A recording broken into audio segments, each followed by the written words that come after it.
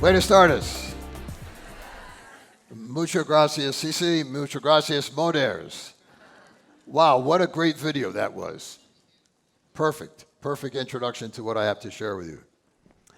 So my topic is how to raise kind kids. How many people would like to raise kind kids? Raise your hand. Okay. Everybody wants to raise kind kids. We all want to raise a person of character, somebody who grows into a good human being, who makes a positive difference in the world. So how do we do that? Well, first of all, we need to have, it's a PowerPoint, by the way. I'm happy to share with you. If you would like a copy afterwards, I will email that to you. It's based on my book, How to Raise Kind Kids. Let's begin with a question. What is the content of good character? What do we mean by good character? There are 10 essential virtues that comprise good character. Let's take a look at each of these virtues and how it helps children to be kind. The very first virtue is wisdom. The Greeks consider this the master virtue. Wisdom is basically good judgment. It tells us how to act, when to act, how to put the other virtues into practice. And we just completed a virtues project in London, and actually in the north of England as well, where we worked with middle school children. And we wanted them to understand that practicing wisdom means taking the time to make a decision. Here's a boy who speaks about that in his own experience. He says, basically, my friends don't respect other people, and it's kind of like peer pressure. I'm pressured to go along with them. And usually I would just go with it. But when we started learning about the virtues, and especially wisdom, I knew wisdom meant like, is this right or wrong? And now I have to think, is this right or is it wrong? Second great virtue is justice. This means treating everyone with equal respect for their basic human dignity and their human rights. Justice is expressed by the golden rule, which can be found in all cultures and all religions around the world. Here's an expression of the golden rule in many different faith traditions. Justice can be understood as having two big parts: respect, that says don't hurt, and responsibility, that says do help. Now, responsibility includes making amends for hurts that we've caused. How do we heal those hurts? Here's a story about a 5-year-old boy in kindergarten who called another boy Tan Man because his skin was actually tan. He was from Jamaica. And this hurt the boy's feelings. And so the teacher wanted to help him understand how it had hurt his feelings. And she said to the boy, whose name was Brian, Brian, there are two kinds of hurts. There's an outside hurt that you can see, like a cut or a bruise. Maybe you scraped your leg. And that's a hurt which will heal pretty soon. It'll be gone. But there's another kind of hurt, an inside hurt, like a hurt feeling. It's invisible. You can't see it. But it hurts more than the outside hurts. And it often lasts a lot longer. And when you call Jonathan Tan Man, you're making an inside hurt for him. Now, she wanted to help him to make up for the hurt he had caused. So she suggested some positive things he could do. You could say, I'm sorry. You could say something nice to him when you see him in the morning. You could invite him to join you in a game at recess or to draw with you at the art table. Doing something right to make up for something wrong. The third great virtue is fortitude. We can understand this as inner toughness, grit, guts. Fortitude includes courage, perseverance, resilience, the ability to overcome obstacles, to handle hardships, to deal with disappointments, to grow from setbacks and adversity. Life is difficult. Without fortitude, our children will have trouble facing the difficulties of life. Now, bullying remains a worldwide problem. 1 in 3 children is the victim of peer cruelty when they go to school. Most kids who see this do nothing to stop it. In situations like this, it takes courage, an aspect of fortitude, in order to be kind. Here's a mom who speaks of the bullying her son, who's autistic, experiences. She says, children remind me of chickens, seeking out the weak and the wounded and picking them to death. They've discovered that my child is bothered by loud noises, and they scream and whistle in his ear until he cries. Now, some children have the courage to be kind in these kinds of situations. And bullied peers actually will say that it's schoolmates who offer them companionship and comfort. not necessarily confronting the bully directly, who are of more support, even from someone who gets in the face of the bully. And if they get this kind of compassionate help, this kind of support from other schoolmates, it reduces the anxiety and the depression that children otherwise experience as the debilitating effects of being bullied. These peer allies are called quiet heroes. We can encourage our children to do this in school. A fourth great virtue is self-control. This is the ability to govern ourselves. It includes regulating our appetites, our impulses, our desires, our emotions, like especially anger. It's the ability to resist temptation, to delay gratification, to be able to pursue a distant goal. It includes sexual self-control and moderation in the pursuit even of legitimate pleasures. There's an old saying, either we rule our desires or our desires rule us. A psychiatrist in America has estimated that fully half of the population is addicted to something. A global survey asked people to rank their character failings. A lack of self-control topped the list. Here's a mother who speaks of the impact of having a virtuous vocabulary on her 11-year-old daughter. She says it's enabled her to say something like, this situation is actually about self-control, controlling my emotions. The fifth great virtue is love or kindness. It's this caring about the happiness of others and acting in ways that contribute to other people's happiness. It includes a constellation of these support virtues, ranging from empathy to forgiveness, all part of the great human virtue of love.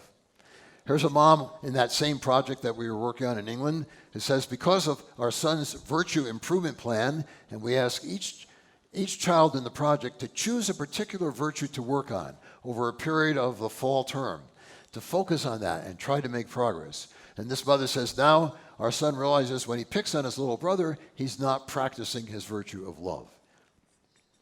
Positive attitude, a sixth great virtue. This is being able to see the good, the capacity for happiness.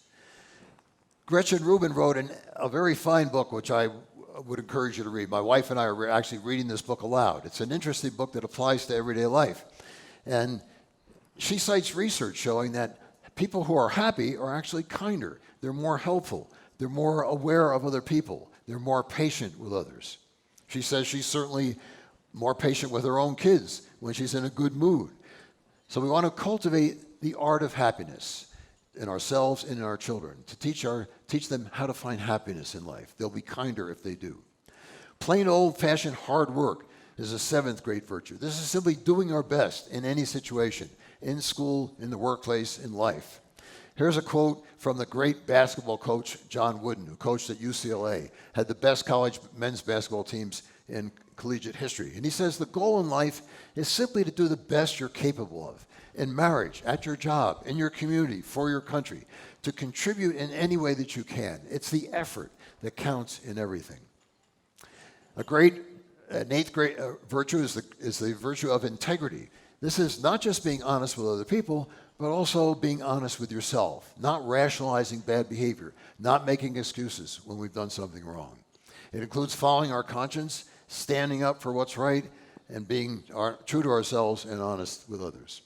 Here's a 12-year-old boy in that project that I mentioned. He said in the story, a character named Edmund showed deceit by lying to his siblings. I've shown deceit by lying about when I've broken something. I blamed it on my brother. I wouldn't do that again. A ninth great virtue is gratitude. This is feeling and expressing thanks for benefits received. It's been described as the secret of a happy life. Want to be happy? Count your blessings each day. In fact, research globally now shows that grateful people are, in fact, more alert, sleep better, have more positive relationships, and are more aware of situations in which they can be helpful. In our families, we want to cultivate an attitude of gratitude. Frequent expressions of gratitude create a loving atmosphere in the home. Saying thank you in a sincere way is a small but meaningful act of love. And the final virtue, humility, in some senses, drives the whole quest for character. It's a desire to be a better person. It's being aware of our strengths and our shortcomings and striving to improve. Humility, as C.S. Lewis said, isn't thinking less of yourself, it's thinking of yourself less. A humble spirit is needed even in a young child. You can't say, I'm sorry, without the virtue of humility and really mean it.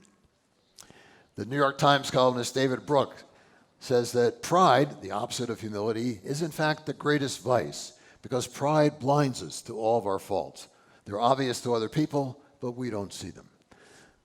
So these are the 10 virtues that comprise good character. How do we develop these virtues in ordinary, everyday family life? There are 6 key principles that I'd like to share with you. The big idea that frames all this is that culture shapes character. The rules and routines, the rituals and traditions, how we treat each other day to day, what we expect of each other, the norms that govern our behavior, all these comprise the culture of our families. So our challenge is to create a family culture of character where our kindness and the other essential virtues are talked about, modeled, celebrated, upheld, and practiced in everyday life.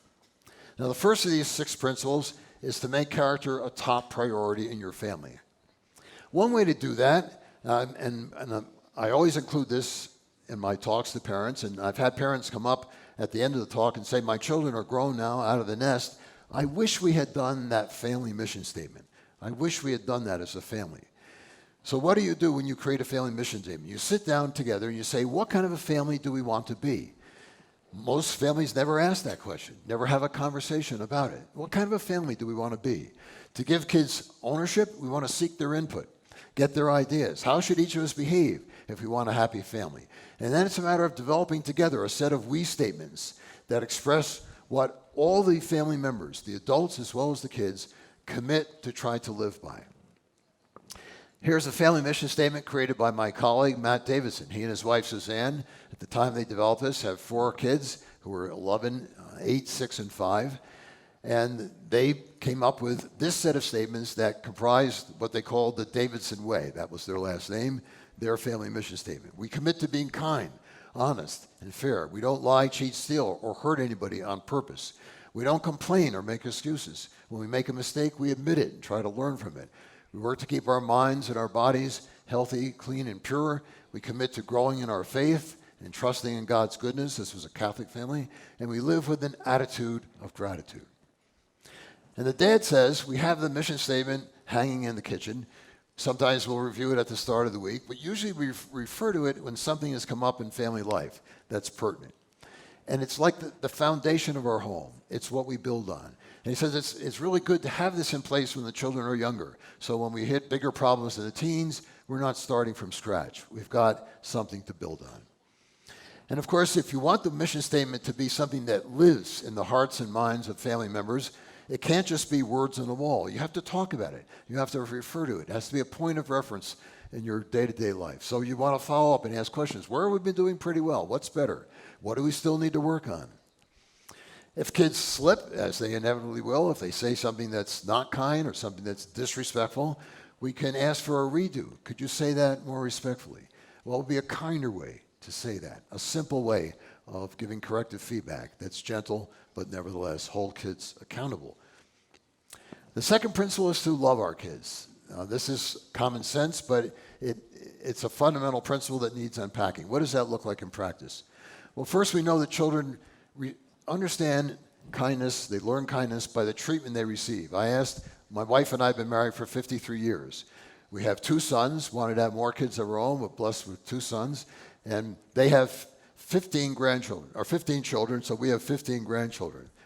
And we feel very, very blessed to have all those grandkids.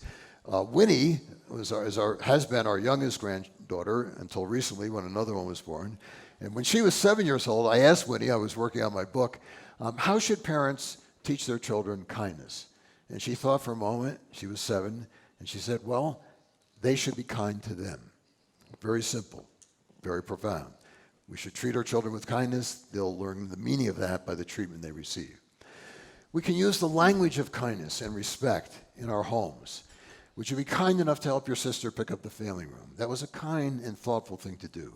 Thank you for being patient with your little brother. How can you settle this problem in a kind and peaceful way? Language matters. Language conveys a family value. We want to praise more than we criticize. Here's a father who was in family therapy. His 15-year-old son had recently started running with a bad crowd, skipping school, doing drugs. Everything was falling apart. The father didn't know where he had gone wrong. So the therapist was seeing the father and the son. And at one point during therapy, the father said, "My own father criticized me constantly. He wanted me to be tough. I guess he thought by pointing out all my faults, I'd get better, but it made me stop trying." And then a light went on for the dad. He realized he was doing the same thing to his son, constantly criticizing him. And the son got discouraged and began acting out in bad ways.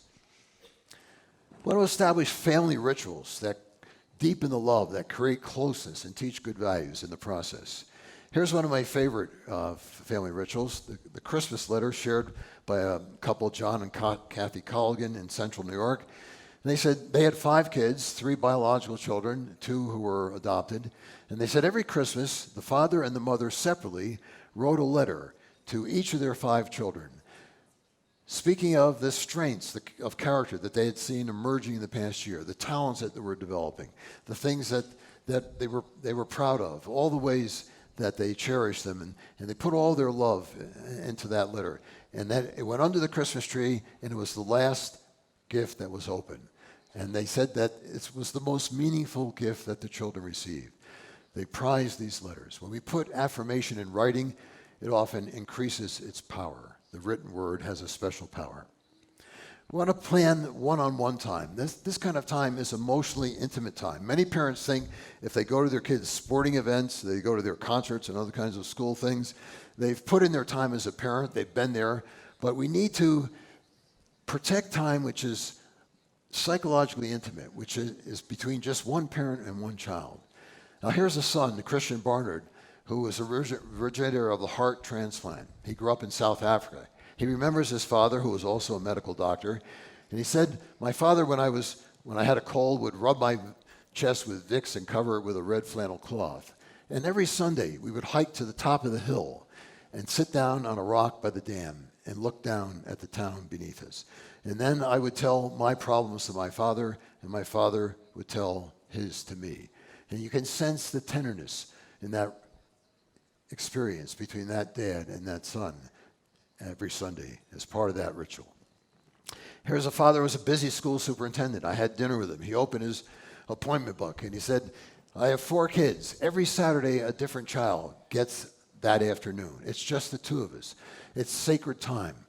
Nothing interferes with it. Everybody has demands on my time. If I didn't protect this time with my children, it wouldn't happen." Here's a mom. She says, "Every week I walk or drive one-on-one with each of my children, every week." This kind of one-on-one time strengthens our bond with our children. We live in an age where social media means that the presence of peers and friends has increased. Our children have many more social contacts, potentially more peer influence. How do we maintain and strengthen our parent influence in the midst of that media world? One way is to cultivate this sort of intimacy by one-on-one time. We can also make a big deal of the family meal. There's a project I think every family should know about called the Harvard Dinner Project. It's online, and it cites research showing that having some sort of regular family meal, even if everybody can't make it, whether you do it as a breakfast, as a lunch, as a dinner, but some sort of regular time when you gather together, is correlated with these outcomes in kids: healthier eating habits, lower rates of anxiety and depression, stronger resilience and self-esteem, reduction of teen drug use and pregnancy, and better grades in school. All those outcomes strongly connected through the research with the simple ritual of sharing a meal. Here's a mother who says, this is actually Kathy Colligan, again speaking about their family of 5. She said, "We made a commitment to have a daily family meal." Now this was a very busy family. The parents had outside of home commitments. The kids had sporting events and music practice and all kinds of things going on. But they put all their calendars on the table, spread them out, and found a way to have dinner together most nights a week. Sometimes they had dinner at 4:30 in the afternoon, sometimes not until 10 o'clock at night, but they made it a very high priority. We turned off the TV. It was in the days before smartphones. They took the phone off the hook. We made a rule that only positive conversation was allowed. We started with a blessing. And she said, now all 5 of our kids are grown, have children of their own, and we've asked them the following question: of all the things we did as a family, what is one thing that you want to be sure to do with your kids? And every one of the 5 children independently have answered the same way: the family meal, the family meal. Now, if we have a family meal, what can we do to make good conversation? Here are some topics. What was the best part of your day? What was the hardest part? If we don't organize the conversation, it tends to sort of roam around, and kids will finish early and want to leave the table and ask to be excused and so on. And we want to get across the notion that the family meal is the time for sharing our lives. Not just food together, but really our lives, our thoughts and experiences. What did you learn today? Not just from school, but from life. How did you help somebody today? How did somebody help you? What's something that you're grateful for? Our son in California and his family always begin the family meal, or often begin with a round of gratefuls, something that you're grateful for. What's a problem that you're having that the rest of the family might help with? That was something that was a good topic, a fruitful topic in our own family.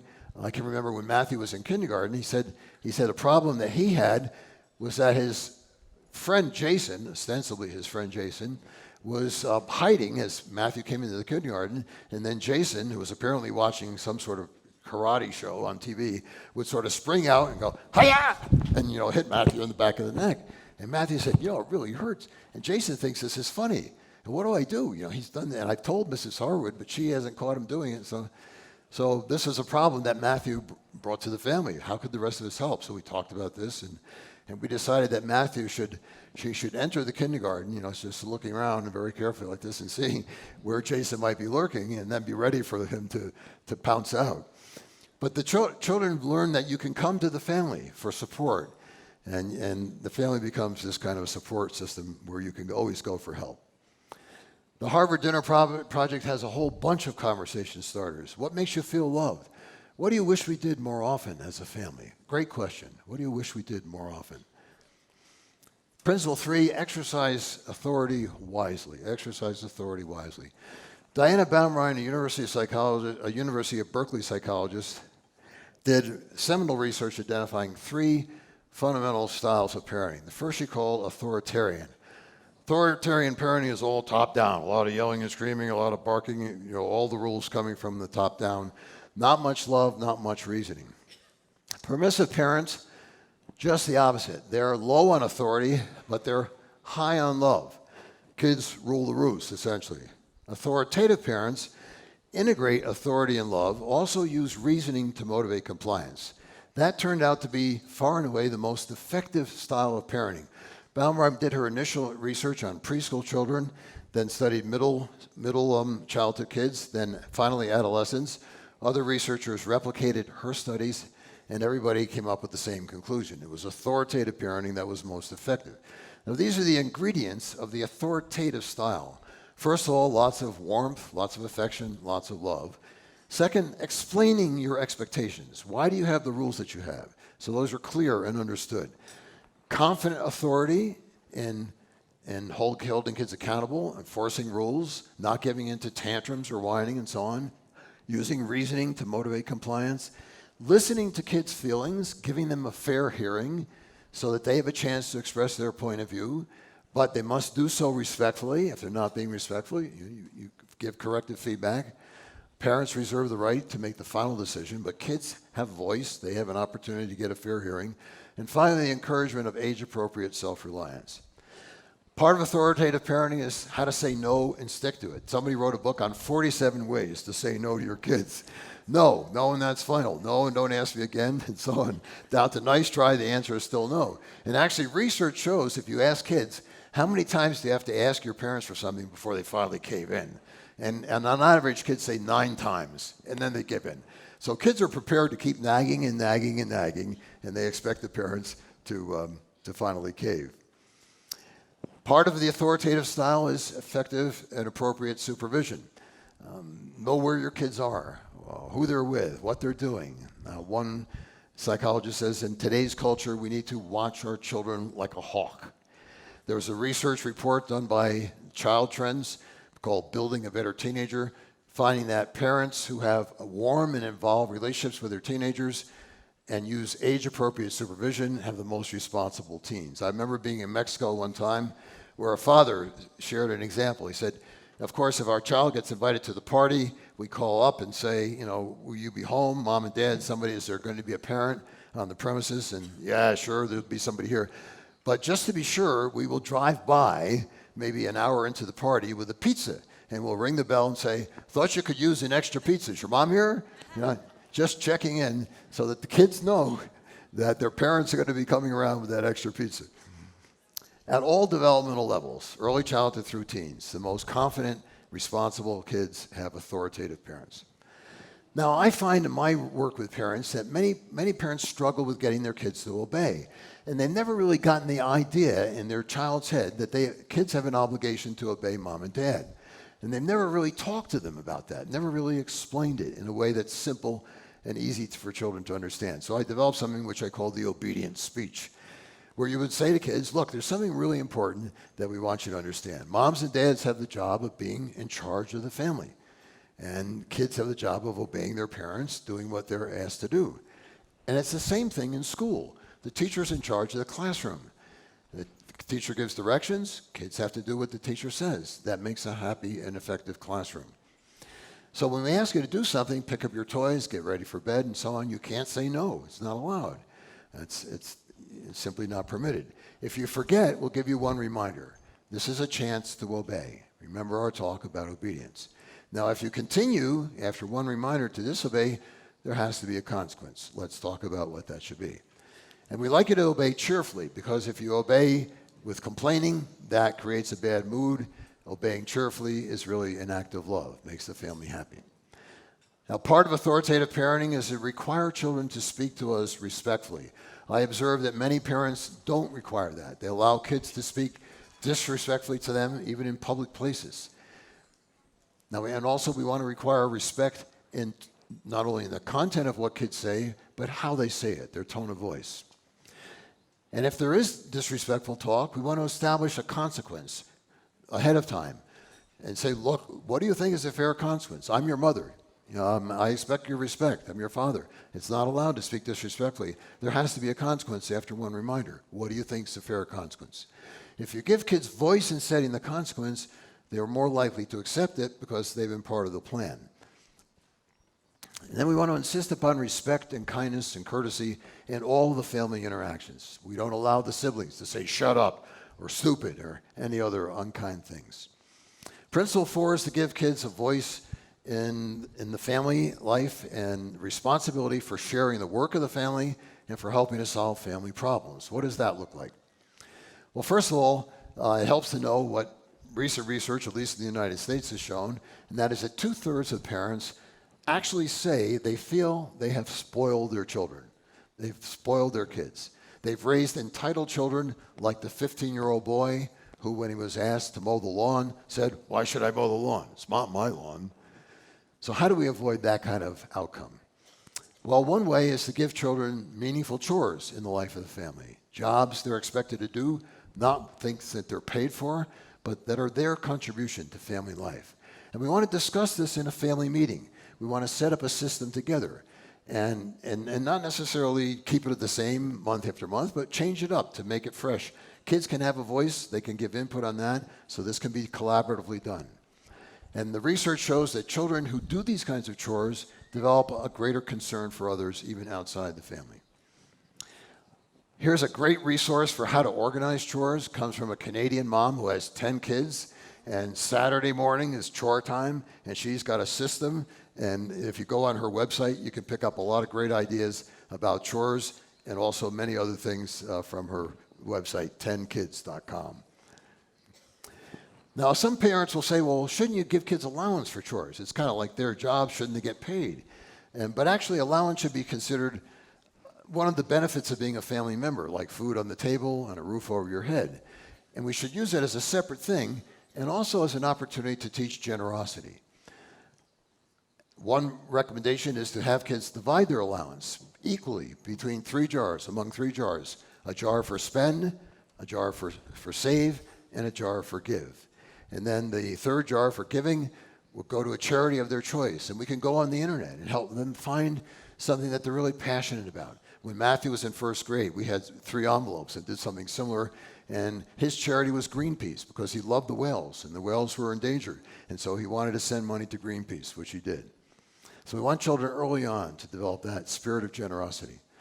We want to sit down together and do what some call a family meeting. You don't have to give it that name if you don't want to. My British colleagues call it a family chat. Some people just call it a discussion. Some people just say, let's talk. But basically, you're sitting down together because most parenting, most problem solving is done on our feet. We're moving back and forth. We're feeling stressed. The kids are not in the best frame of mind. And we're trying to problem solve on our feet. We do our worst problem solving that way. If we sit down together, if you have religious faith, you can begin with a prayer, ask God's love to guide your problem solving. And you start by saying, how can we make the next week a good week? And what problem happened last week that maybe we need to work on? And then you go around the table, everybody has a chance to give a point of view, and then around the table a second time, getting everybody's suggestions. You combine the suggestions into an agreement, and then you follow up and say, you plan a follow-up meeting, say, what's been better and where can we improve? Now here's a sample family meeting where the two kids were fighting all the time. James 7, Elizabeth 5. Elizabeth wanted to do everything that James did. James didn't want that. So the mom had tried yelling, she tried punishing, she tried everything and nothing was working.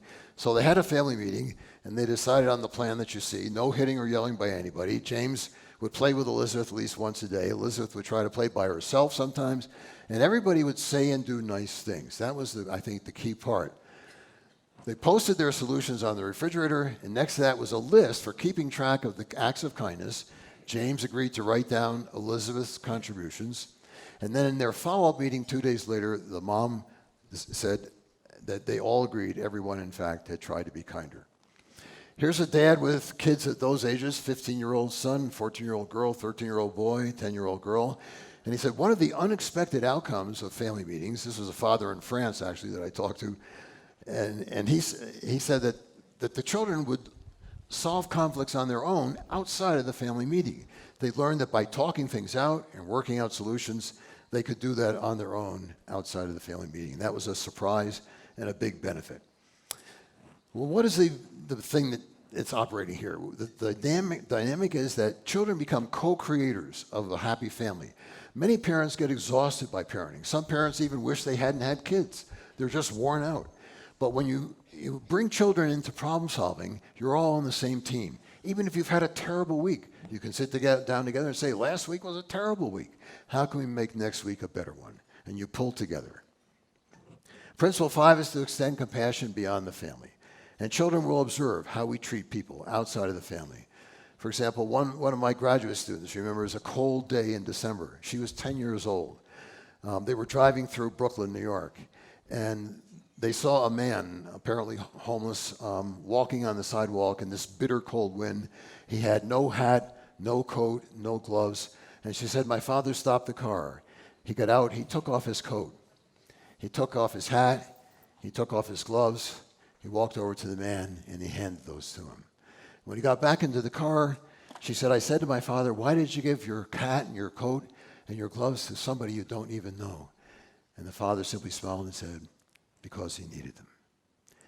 And she said, that act of kindness touched me deeply. She was 10 years old. She said, I resolved to be kinder to my little sister, kinder to my classmates at school. And today, kindness is still a very important value for me. We want to create opportunities for kids to help others. One of my graduate students, who was a mom, said she remembers growing up in her Quaker family. She said, I always thought my life would have something to do with service. She said, well, I can remember coming home as a little girl, maybe 6 years old, and my mother would say, Susan, Mrs. Flanagan, who lived down the street, an elderly lady, has been alone all day. I think she would enjoy talking to you. And she said, I can remember sometimes saying, well, why do I have to do that? Other kids don't. And she said, it doesn't matter what other kids do. It's something that you can do. And so that was an act of kindness toward a neighbor that she remembers in her adulthood. We can have rituals of sacrificing. Here's one from a family that during Lent, they had a fasting dinner where they deprived themselves of the normal meal. And the money that they saved, they put it in a jar to send to an organization working to relieve world hunger. And it would begin with a prayer written by the 10-year-old son. Lord, we pray for all the hungry people in the world, that they may become well and fed, and so on. And the mom says, sometimes we read a letter from a charity that's working to relieve hunger. It helps us be aware of how much suffering there is in the world. We want our kids to know that God calls us to love our neighbor and that we're all members of the same human family. We can do service with our child. This is a story from an Australian colleague, Andy Mullins, who wrote an excellent book, Parenting for Character. And he tells a story there of a friend whose 15-year-old son was asking for still another pair of sneakers. And he said, "Come on, mate." And they went down into the heart of the city, into the soup kitchen, and stood in line. And now, 2 years later, the son, once a week, helps to run the soup kitchen. We know that studies show that when children engage in face-to-face service, they develop greater empathy, self-esteem, and a sense of purpose. And we want to share stories of compassion and courage from other sources. This is a great website that has identified 1,300 everyday heroes, people who have stuck out their necks for others. Great website to explore with your child. And the final principle is to develop a noble vision of life. There's a story shared by one of my graduate students who said he lifted weights, but it was hard to compete because everybody in the sport did steroids. And I said, "Don't steroids cause cancer, make you sterile?" And he said, "People don't care." There was a survey that asked weightlifters, collegiate and post-collegiate, if you could take a drug that would guarantee you'd win every competition, but at the end of 5 years, the drug would kill you, would you take that drug? Most of the weightlifters said yes. We need to reflect on life's largest questions with our children. What's the meaning of life? What's the purpose of my own life? What leads to lasting happiness? Is this life all there is? Is there a God? Why so much suffering? Our children need a sense of purpose that makes their life worth living. There are different ways to answer these existential questions. Whatever our worldview, whether it's religious or not religious, we want to share it with our child and help them reflect on life's largest questions. Here's what some of the research shows about the role of faith with teenagers, that teens who regularly practice their religion and consider it important are more involved in service activities, less likely to engage in antisocial behavior, less likely to be sexually involved. And one of the ways that it deters those kinds of harmful activities on the part of teens is that it influences them to choose friends who don't engage in those activities. Here's a mom who remembers her dad's example. She said, "Dad always closes his letters with, 'Work hard and pray a lot.' And it never sounds phony because that's what he does. He's worked hard all of his life, and he prays throughout the day." Thank you for your attention. God bless you in your parenting. Thank you.